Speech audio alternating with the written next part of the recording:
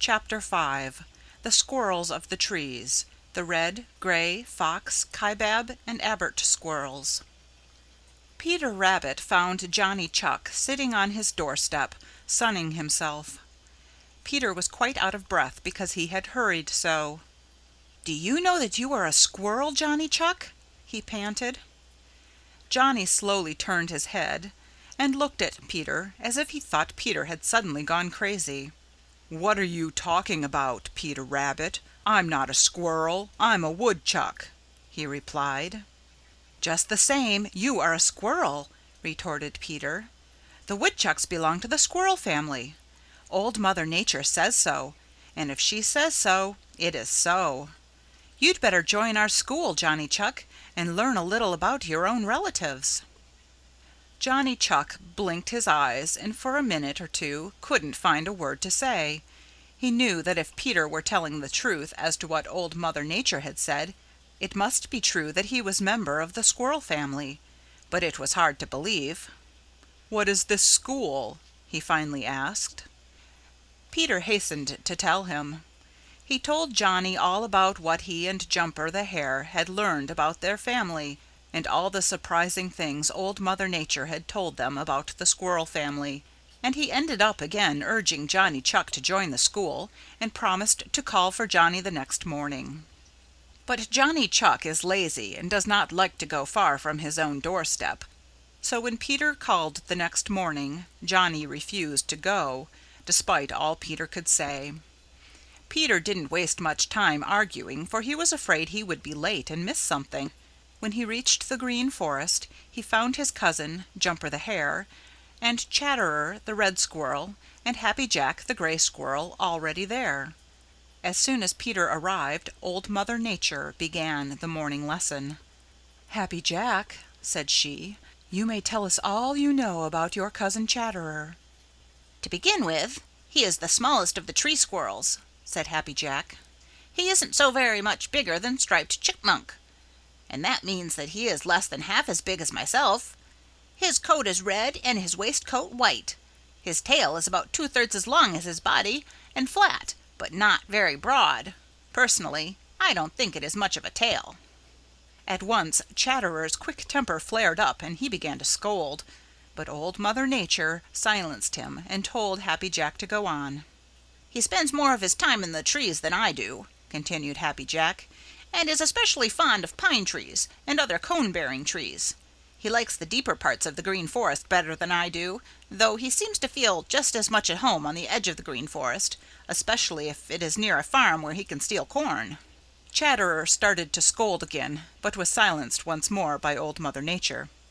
"I have to admit that Chatterer is thrifty," continued Happy Jack, quite as if he hadn't been interrupted. "He is very fond of the seeds of cone-bearing trees. He cuts the cones from the trees just before they are ripe. Then they ripen and open on the ground, where he can get at the seeds easily. He often has a number of storehouses and stores up cone seeds, acorns, nuts, and corn when he can get it. He builds a nest of leaves and strips of bark, sometimes in a hollow tree and sometimes high up in the branches of an evergreen tree. He is a good jumper and jumps from tree to tree. He is a busybody and always poking his nose in where he has no business. He steals my stores whenever he can find them." "You do the same thing to me when you have the chance, which isn't often," sputtered Chatterer.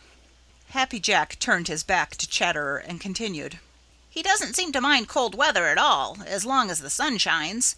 His noisy tongue is to be heard on the coldest days of winter.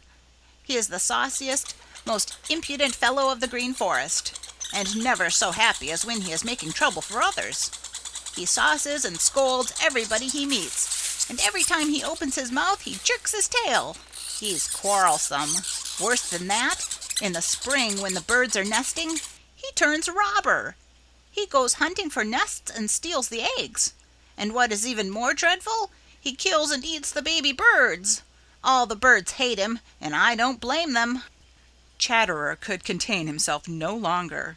His tongue fairly flew, and he jerked his tail so hard and so fast that Peter Rabbit almost expected to see him break it right off. He called Happy Jack names, all the bad names he could think of, and worked himself up into such a rage that it was some time before Old Mother Nature could quiet him.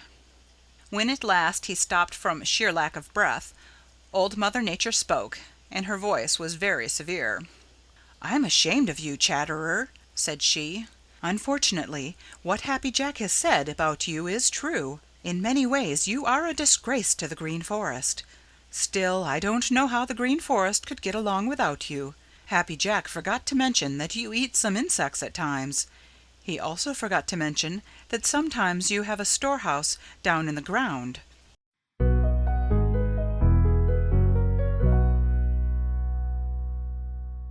Now tell us what you know about your cousin Happy Jack. For a few minutes Chatterer sulked, but he did not dare disobey Old Mother Nature. "I don't know much good about him," he mumbled. "And you don't know much bad about me either," retorted Happy Jack sharply. Old Mother Nature held up a warning hand. "That will do," said she. "Now, Chatterer, go on." "Happy Jack is more than twice as big as I. But at that, I'm not afraid of him," said Chatterer and glared at Happy Jack. "He is gray all over, except underneath, where he is white. He has a tremendously big tail, and is so proud of it he shows it off whenever he has a chance. When he sits up, he has a way of folding his hands on his breast. I don't know what he does it for unless it is to keep them warm in cold weather. He builds a nest very much like mine. Sometimes it is in a hollow tree, but quite as often it is in the branches of a tree. He is a good traveler in the tree tops, but he spends a good deal of his time on the ground. He likes open woodland best, especially where there are many nut trees. He has a storehouse where he stores up nuts for winter, but he buries in the ground and under the leaves more than he puts in his storehouse. In winter, when he is hungry, he hunts for those buried nuts, and somehow he manages to find them, even when they are covered with snow. When he comes to stealing, he is not better than I am. I have seen him steal birds' eggs, and I wouldn't trust him unwatched around one of my storehouses." It was Happy Jack's turn to become indignant. "I may have taken a few eggs when I accidentally ran across them," said he, "but I never go looking for them, and I don't take them unless I am very hungry and can't find anything else. I don't make a business of robbing birds the way you do, and you know it. If I find one of your storehouses and help myself, I am only getting back what you have stolen from me. Everybody loves me, and that is more than you can say." "That's enough," declared Old Mother Nature, and her voice was very sharp. "You two cousins never have agreed, and I am afraid never will. As long as you are neighbors, I suspect you will quarrel. Have you told us all you know about Happy Jack, Chatterer?"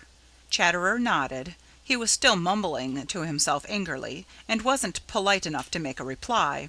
Old Mother Nature took no notice of this.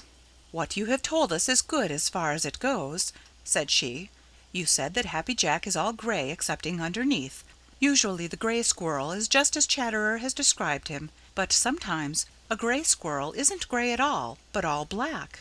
Peter Rabbit's ears stood straight up with astonishment. "How can a gray squirrel be black?" he demanded. Old Mother Nature smiled. "That is a fair question, Peter," said she. "Gray Squirrel is simply the name of Happy Jack's family. Sometimes some of the babies are born with black coats instead of gray coats. Of course they are just the same kind of squirrel, only they look different. In some parts of the country there are numbers of these black-coated squirrels, and many think they are a different kind of squirrel. They are not. They are simply black-coated members of Happy Jack's family. Just remember this. It is the same way in the family of Rusty the Fox Squirrel. Some members are rusty red, some are a mixture of red and gray, and some are as gray as Happy Jack himself. Way down in the sunny South, fox squirrels always have white noses and ears. In the North, they never have white noses and ears. Rusty the Fox Squirrel is just a little bigger than Happy Jack and has just such a handsome tail. He is the strongest and heaviest of the tree squirrels, and not nearly as quick and graceful as Happy Jack.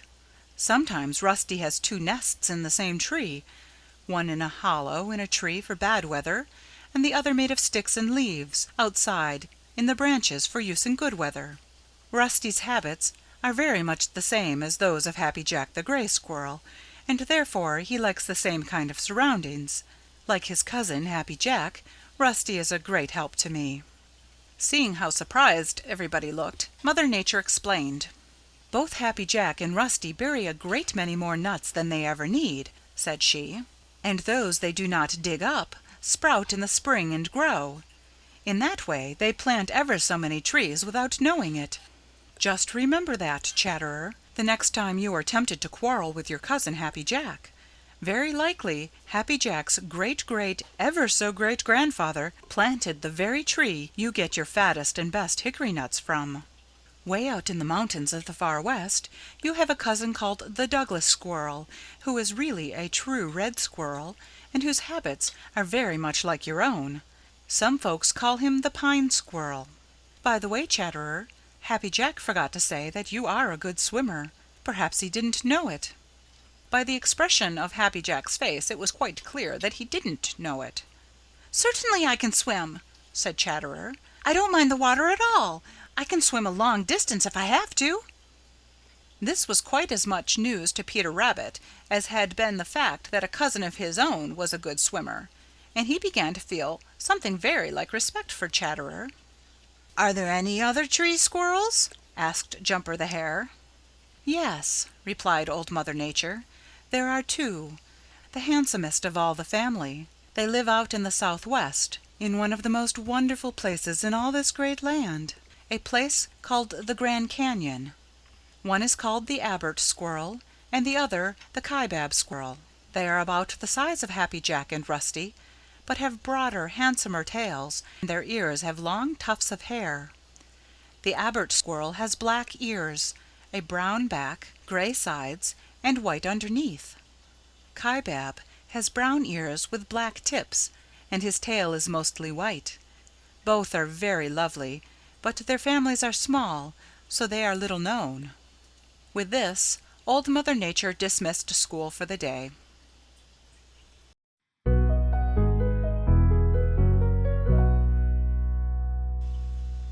End of chapter 5.